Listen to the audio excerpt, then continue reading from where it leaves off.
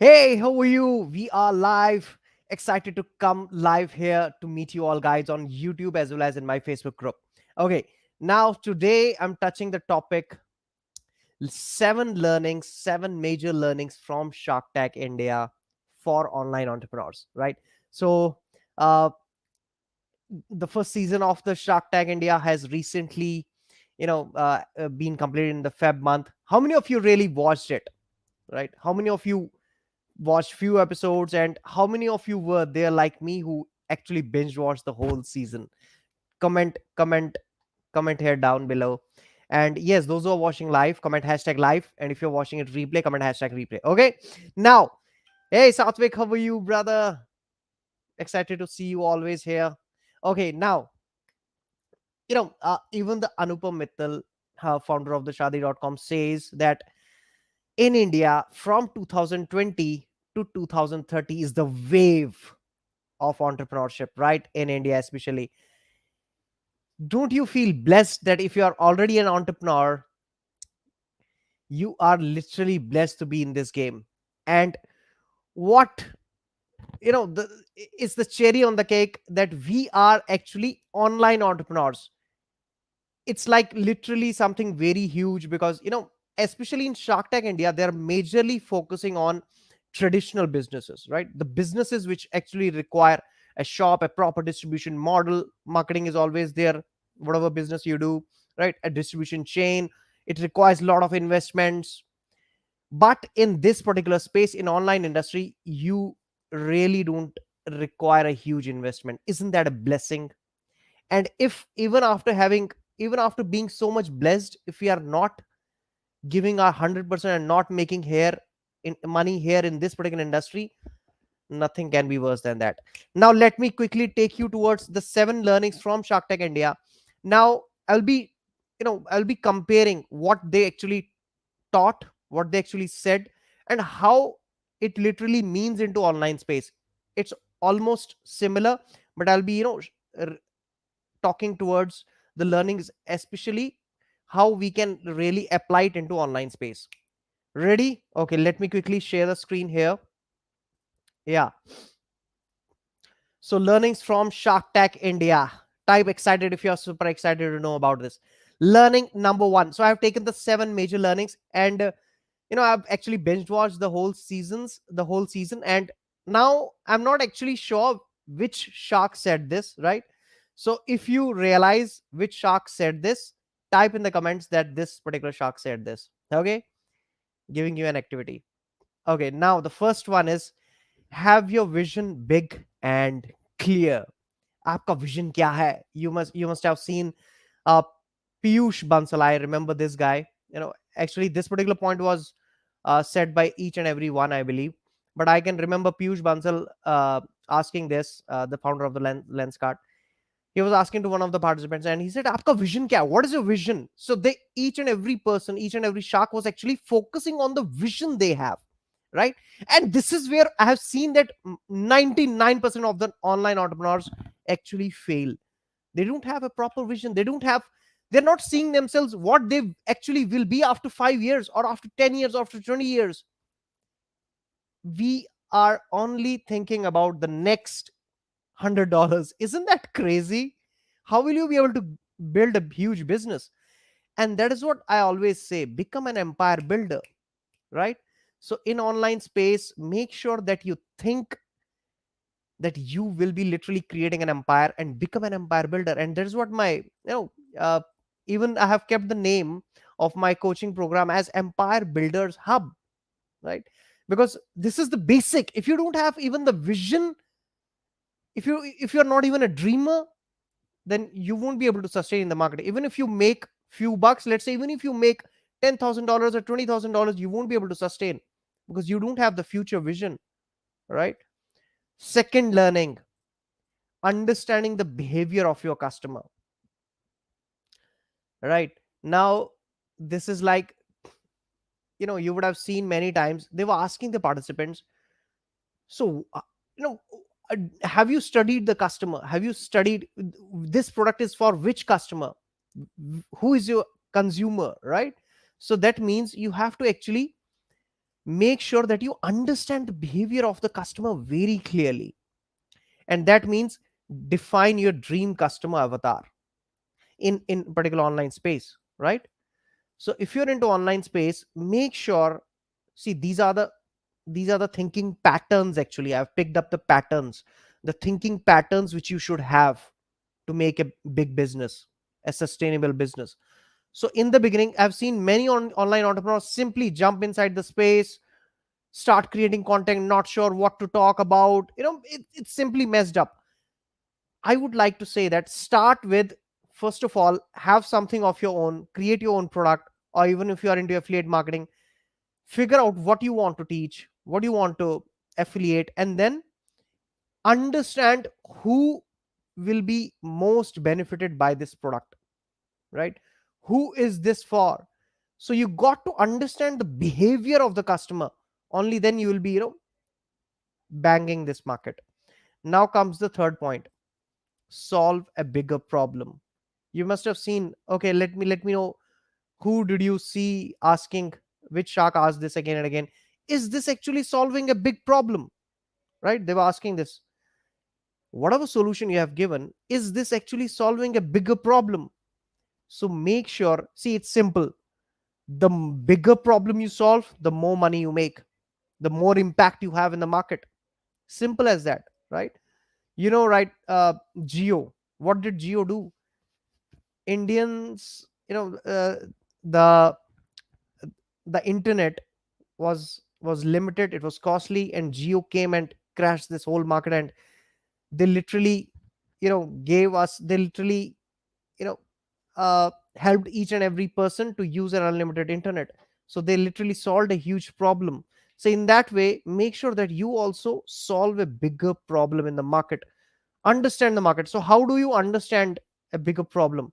Make sure that you understand the pain points of your customers. It's very, very important. I always talk about this: pain points and pleasure points. See, if you would have heard this again and again, why you are hearing this again and again? Because this is very, very crucial and important. Now this is the time to apply these things in for your market, right? Understand what are the pain points of your customer, write it down somewhere, and this is how you will be, you know reaching towards solving a bigger problem. Then comes selection of right industry. Now this is crazy. You would have rarely seen people understanding this fact. Now let me tell you. Yeah, so what I've written here is select an industry which is at its rise, right? Let me take an example here. Let's say you think of, you were into you were from a movie industry. I think Chiranjeevi can relate this. And you thought, okay, let me uh do something here. And you thought, okay, um let me go into cinemas. You want to open a cinema hall, cinema multiplex, right? Do you think, is this the right time to do it? No, right? People are moving towards DTT, and they are moving towards, I'm not sure what word we have for this, like Hotstars, Amazon Prime, all these, online stuff, Netflix, etc. So people are moving towards these. And if you think of, setting up a cinema hall, a multiplex, it would probably not be a right decision. Maybe you can really do well if sometimes if you really found a market where there is no, uh people are not habitual of using internet. I'm not sure whether there is such place or not, but the chances are higher that this business won't sustain. So make sure that you select an industry which is booming right now. So for example, e-learning industry, people are literally jumping towards internet, online courses to learn stuff, right? People are not going towards libraries, people are not going towards, you know traditional systems. They are more, they have more bent towards online learning. For example, even if I want to learn how to create videos, people are really going towards, uh, internet, trying to search the online courses. So my point is, pick an industry which is at its rise. Don't pick an industry which is not, which won't take you longer in the market, right? Okay, now next comes is positioning and differentiator. What is positioning and different? Have you seen that sharks were always talking about what differentiator you have, right? They even use the word positioning. What is your positioning inside the market? And I always talk about this in my webinars. Choose your micro niche. And you know, this this is really a barrier I've seen for many people. They think if we will go micro, we won't we won't be having a huge audience for us. That's bullshit. The more micro you go, the more sense you make in the market. I take this example again and again. If there are two persons, two doctors, one is a general doctor and one is an ophthalmologist, a doctor for eyes, and you have itching in your eyes, which doctor will you prefer, a general one or an eye specialist, considering they both have the same fees, right? Obviously an expert. So make sure that you have a different positioning in your market, and this ends up the competition for you. This literally ends up the competition for you in the market, right? Okay, I've written here cap example. I can recall that there was a person, uh, a participant in the Shark Tank, and he was from the fashion industry, and he was selling caps, shades, and few you know textile stuff like jackets and trousers. And when the shark asked them, what is the product which you are selling the most, what is being sold the most for you, and he said, my 30 to 40% revenue comes from caps, by selling the caps. Now I guess it was Aman, and he said, uh, why don't you simply go into the caps brand? Why you are going into everything, like into every textile and into caps, into shades? If caps are the most sold for you, why don't you create a cap brand? There is no renowned cap brand in India. Why don't you take that particular thing? So that is called positioning of you in the market, right? Did you get this point very clearly? So I'm again and again focusing on choose your micro niche. And I take this example in my webinar about a business growth coach. Understand this very carefully. It's again related to micro niche and how you choose it. There were three coaches, right? There are three coaches. They all three are business growth coaches. The first coach says, I am a business growth coach and I help people to grow their businesses. That's it. The second coach says, I am a business growth coach and I help people grow their sales. So he's picking a segment as sales in the business growth. Now business growth has many uh, segments, but he's taking only the sales part. Now comes the coach 3. He says, I'm a business growth coach. I help people grow their sales using the power of videos. He's specifically saying, I will help you to grow your sales using the power of videos. Now which coach will you choose? Type coach 1, 2, or 3, whatever you feel, right? I'm sure you will definitely say coach 3, because he's more micro. We can immediately relate with him. It seems like, oh, he's really solving a problem for us. And it beats the whole competition in the market. How many people would be really there in the market who would be focusing towards growing your sales only through the power of videos? Very, very few. Probably you would be the only person there, right? But if you say in the market, especially in the online market, if you say, I'll help you to grow your business, there would be ton of people who would be saying the same thing, and your audience will not be able to relate with you more. They will again feel like you are just the another other person in the market. So this is what positioning and differentiator means. Understand this, guys. Understand this. Next comes, what is your execution model? Have you heard this? They were more focused on the execution. Okay, even if you have a crazy product, but what about the execution? How will you be executing this? And that is when I say, have a clear business model inside your online business. That is value ladder. Have you seen people moving towards high ticket products? Oh, I think if I have to make money, I should be going towards high ticket programs on selling them, and people who are selling low ticket, probably they are making less money. Understand this, guys. There is something, another concept which is called value ladder, and you have range of products here. You have a journey for your prospect. Nobody will, there will be very very few people who would simply like to jump in a $1,500 product. And if you really don't have a proper system for lead generation, you will waste your whole energy into talking to people and continuously trying to convince them, and your whole energy will be depleted there.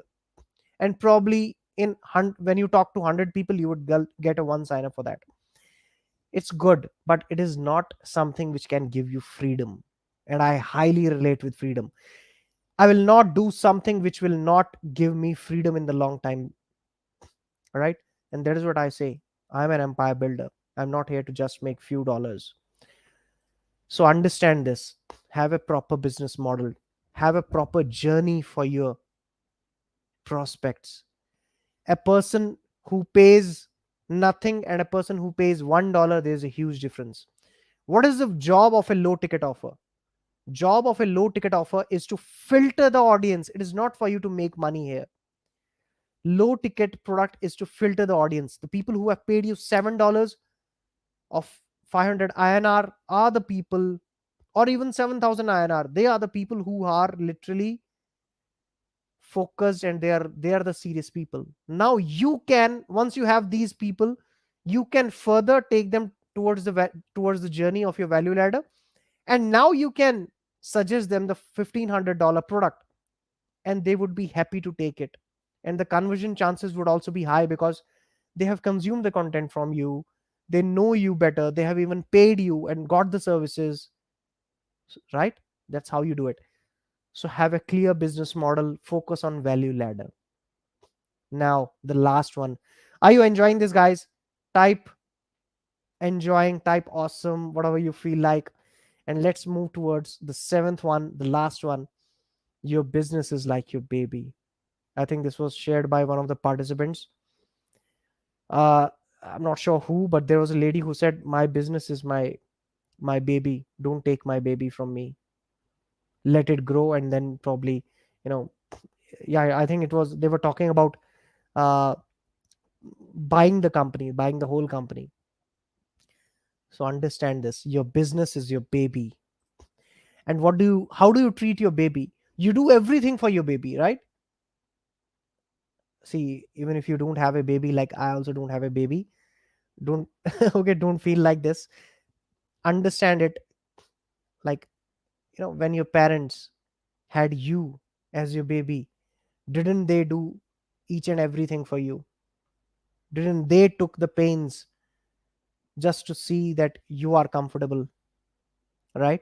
So that means, if your business wants investment, invest, right? Don't feel like, okay, many people feel like they're spending money when they are putting the money for their businesses. It's not spending, it's investing. Why investing? Because when you put money towards your business, business will pay you back. Business is, you're creating an asset pays you back. You're not going to purchase a bottle. If you're purchasing a bottle, that means it's a spending, right? It's a it's a consumable. But when you invest in a business, business pays you back. That's why that's why it is called investment and not spending, right? And invest in your business.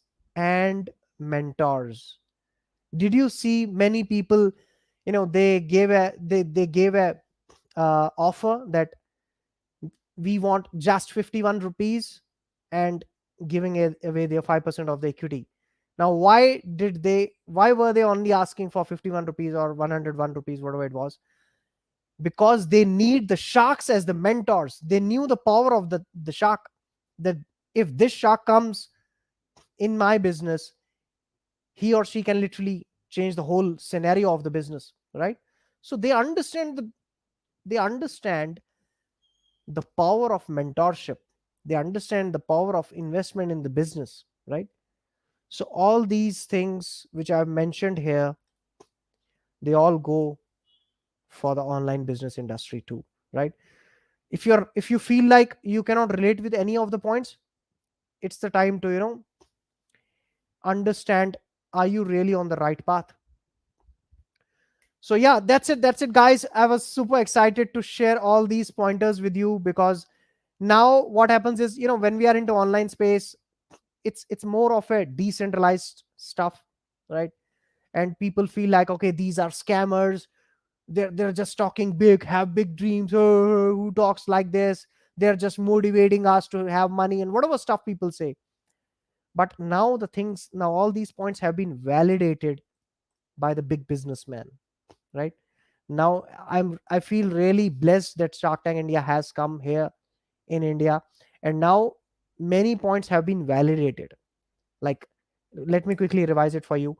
Have a big vision, understand the behavior of a customer, that is, have a customer avatar, solve a big problem in the market, right? Don't just copy another person, right? Selection of right industry, hold a right industry which is actually growing and not sluggish. Positioning and differentiator, make sure that you create a unique position in your market so that you beat the competition. Have an execution model, have a proper value ladder for your business. And the last thing is, your business is like your baby. Invest in it, invest in the business, invest in your mentors, right? That's it guys. I'm sure you literally loved this. Thank you very much guys, have a great day.